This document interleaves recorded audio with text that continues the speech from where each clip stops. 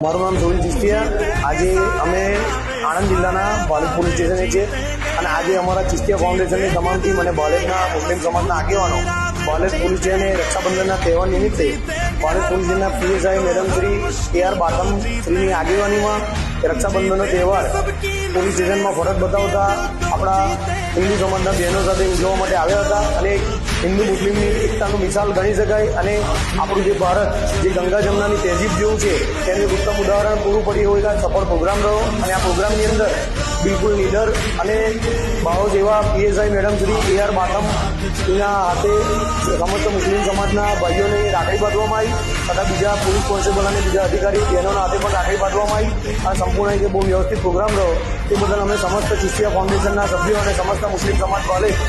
Police સ્ટેશનના તમામ અધિકારીઓનો આભાર માનીએ છીએ અને આગળ પણ આવી અમે વિચારધારાથી માનીએ કે સમસ્ત મુસ્લિમ સમાજ અને હિન્દુ સમાજના ભાઈઓ બહેનો બધા એક સાથે મળીને આ રક્ષાબંધનનો તહેવાર આગળ ઉજવી શકીએ। અસ્તુ, જય હિન્દ, જય ભારત।